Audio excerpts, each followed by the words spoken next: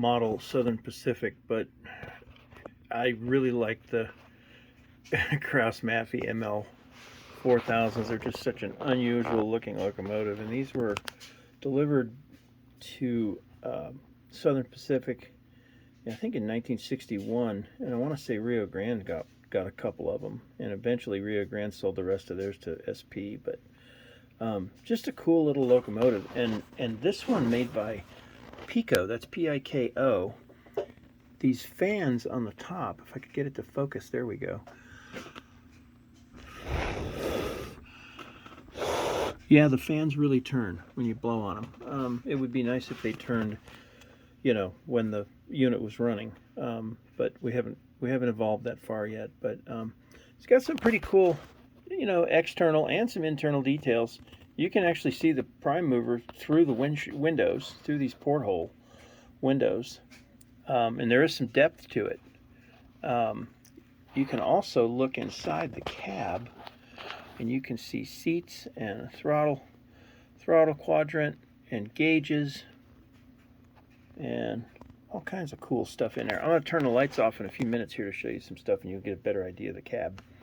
But anyway, there's some cool detail on the bottom too. Look at they got detail in here for the traction motors, and they even left little ports to put a little bit of oil on those gears if you want. Just very well thought out. You know, the front end's got the plastic coupler on it. I'll change that out to Katie's, the front and the rear. But you got, you know, you got your Mew hoses on there. The detail follows underneath to the bottom of it. Each of these grab irons is separate. So it's got some pretty cool detail to it. But the real magic is when it starts up. And I'm going to go ahead and do that right now for you. And so let's hit the motor sounds button on the throttle. I'm running JMRI. There's all these different things you can turn on and off. Look at this list. It's incredible. Anyway, let's go back down to the locomotive and go ahead and start it up.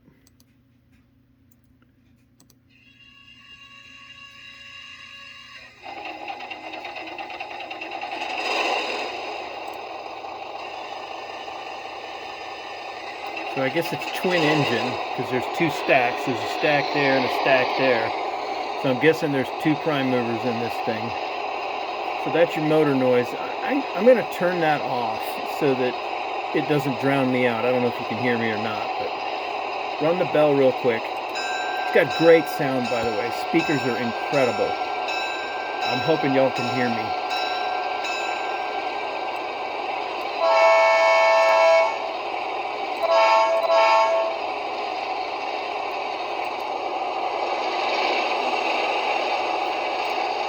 Alright, so we're going to kill the sound here.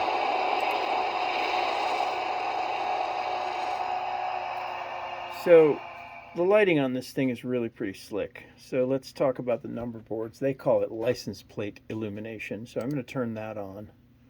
So that turns on the number boards. And there's a light above the number board. So if I click it again, click the same function button again, that light comes on. It comes on as kind of a golden white color, but if I hit it again, it'll switch to green, and you really can't see it very well on the screen here. I'm going to put the camera down so it's a little more steady. And then if you hit the license plate illumination again, it toggles that light off, and then if you hit it again, it toggles the number board on. But we're going to go ahead and turn on the number board and that light. I'm going to put it in reverse. When you put it in reverse, that top light, whoops, didn't mean to do that. Let's get it moving forward here. And let's go backwards with it. License plate illumination. There. When it goes into reverse, that light is red. You can't tell in the video, but it's definitely red. So let's run this back up a little bit. And we're going to stop it real quick. So that's kind of what they are calling a license plate. We call it number boards here. The gyro light well, let's go with the headlight first. So the headlights are down low on this thing. And then there's a, where is it?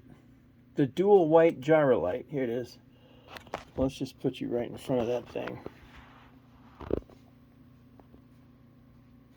So you get a better idea of that. And when you look at it head on, it really does look like a gyro light. It's pretty cool. But let's turn off the light in the room. And it's pretty bright from the monitor here. The light that's coming from over this direction is monitor light. But you got to see this interior. So no cab light on inside the interior right now. It's all dark. And so the control stand, and I know it's out of focus. Give me just a sec here. The control stand and the gauges all have lights right there on a dashboard. How badass is that?